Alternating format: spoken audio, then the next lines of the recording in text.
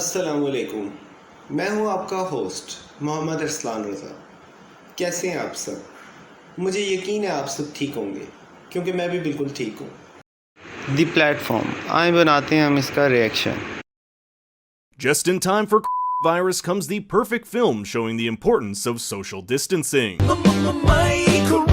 Yes, Netflix is the platform, or as I like to call it, Vertical Snowpiercer, is a uniquely wild horror film that makes me thankful I'm not fighting over toilet paper. In this video, we'll be taking a deep dive into the film's cryptic ending and what exactly it was trying to say about our society. Hint, it's not good. So grab something to eat because here we go. Welcome to Floor Zero, the top floor of an over 300 plus level structure known affectionately as The Hole. It's here that a selection of meticulously prepared meals are cooked for the exactly 666 guests. Yes, 666, if that isn't a sign the Hole isn't the friendliest of places. We know this is the number since at the end of the film we see the final floor is 333 and there are 2 people per floor. Meet Goring, our film's protagonist, who wakes up on level 48. But notice before he wakes, he hears his cellmate say the following over darkness. Tres clases de personas.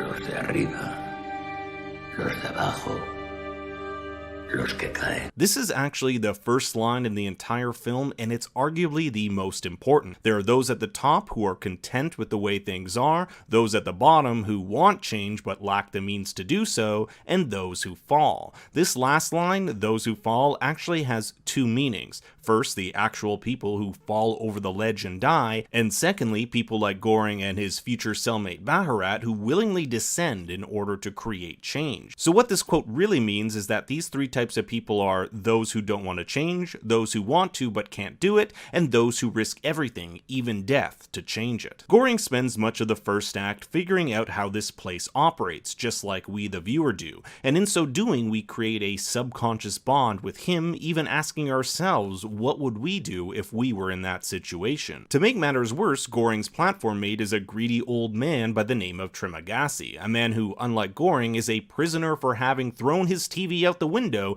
and accidentally murdering someone. They gave him the option of either spending his time at the psych hospital or spending a year in the hole. Goring, on the other hand, is here voluntarily. He tells Trimagasi that he's here for 6 months in exchange for a college diploma and thought this would be a good way to quit smoking. It's important to note here that those on the outside don't really know what goes on in the hole. Even the character Imogureri, who interviewed candidates for the hole, didn't exactly know what went on there. What's important here is that the hole promises a prize for those who endure it. For Imogureri, it's the cure for her cancer, Trimagasi his freedom, and Goring his diploma. These, for the most part, are empty promises, since most die before they're done their time. But it's the analogy to capitalism, and its promise that if you work hard you can get what you dream of, that also falls flat. Many believe in capitalism, but are held back by a system which is cruel and unjust, just like the whole. But they cling to the hope that things will get better. As Imogureri says later, things won't change unless there is a spontaneous solidarity.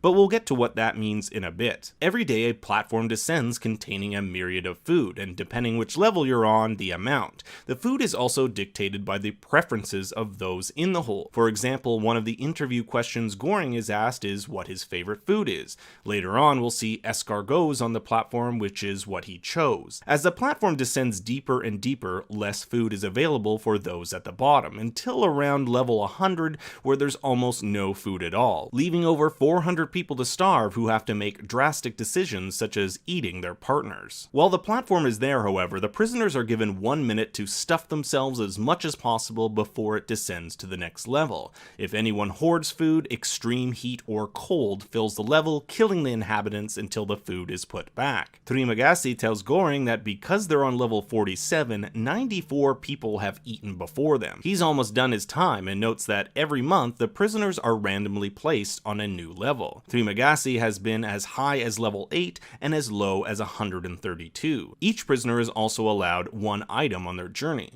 Goring is laughed at since he brings a copy of Don Quixote instead of something practical like Trimagasi's knife. Not only does Goring resemble Don Quixote, but his journey within the platform mimics the thematic journey of Quixote as well. The book was revolutionary for its time in the way it emphasized the disparities between class and worth.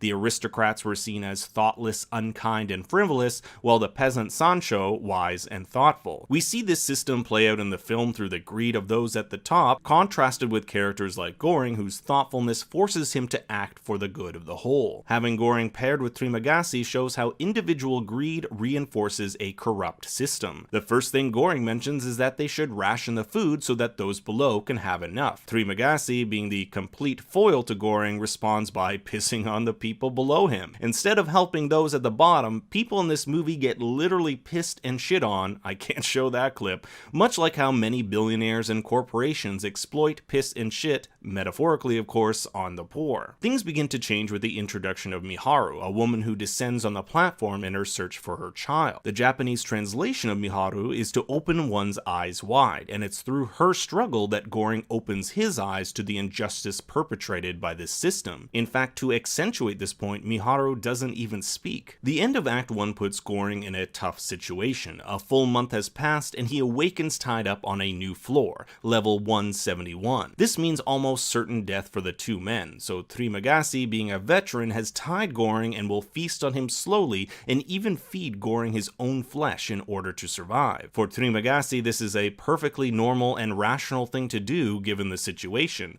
He justifies it by saying it's not him who's doing these crimes, but the people above him. The system has forced him to do something drastic in order to survive, much like how many people in the real world do illegal things in order to survive as well. And as Trimagasi cuts into his first piece of Goring's flesh, he's saved by Miharu, only to wake up next month on level 33 with a new partner. This is Imogiri. She's an idealist like Goring, but lacks the fire it takes to actually create change. She spends weeks yelling at the people below her, pleading with them to ration so there will be food left for those below. These pleas fall on deaf ears until Goring threatens to shit on their food. Since Imogiri used to work for the administration, the company that runs the Vertical Self-Management Center, aka The Hole, she has some inside information. No one under 16 is allowed there, and she believes she knows why the system is there to begin with. It's a test to see what it takes to create a revolution of change, a change that will be the result of what she calls, quote, a spontaneous sense of solidarity. Of course, Goring retorts, Los cambios nunca se producen de manera espontánea, señora. Even going so far as to conjecture, Este lugar existe precisamente para lo contrario de lo que usted cree. Si surgiera esa solidaridad, les pondría sobre aviso para evitar que se produjera fuera. ¿No cree?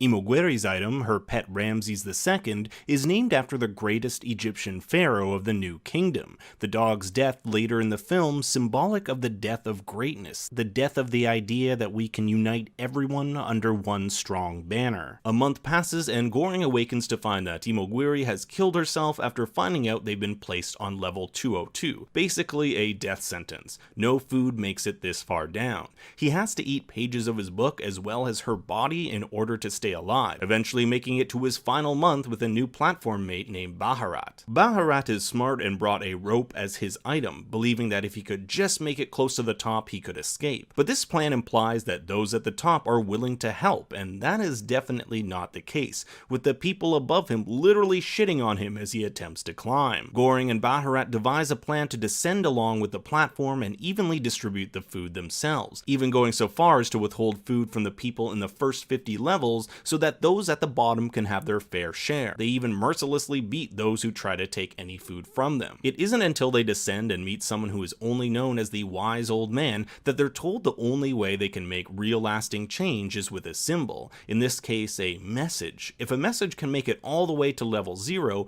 maybe even those cooks up there will understand what is happening below. And what perfect message than panna cotta? Well, it's not so much the panna cotta but the defiant act of leaving a dish untouched, but as we'll later find, there's an even better message. As they descend to the final level, Goring saves Miharu from an attacker just like she saved him earlier. She doesn't make it, but he finds something more valuable, a small child, the thing Miharu was searching for all along. Imogiri told us that Miharu never had a child and that people under 16 can't be put in the hole, so this means that A, the child is simply a symbol for change, or B is real and that the administration is into some real effed up shit that will then cause change. Baharat and Goring give the child the panna cotta in what is a selfless act contradicting the greed we've seen throughout the film. Baharat succumbs to his wounds, leaving Goring to take the child to the final level. He's realized that the child is the message after all. He also quotes Don Quixote here to hammer home the notion that wealth is not measured by what you own,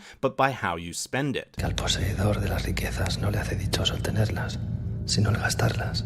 Y no el gastarlas como quiera, sino el saberlas bien gastar. The spending it well here is referring to spending it on others, sharing it, if you will. He places the child on the platform and it ascends to the top. A film that started at level 0 ends at the bottom, only to come full circle to the top. Now, we don't see what happens to Goring, but we can assume, just like how Don Quixote dies at the end of the book, so too does Goring. Don Quixote's death signals the end of an era, the end of knights and chivalry, and in Goring's the end of the corrupt and greedy nature of the whole. The child is the spark, the message, if you will, that will change the system and call people to action. It will unify people to work together toward a common goal and break the complacency that prevents change. The Platform isn't just a horror film with a unique premise, it's one that asks tough philosophical questions about how we function as a society. So I leave it up to you. If you were in the hole, what would you do? And more importantly, what would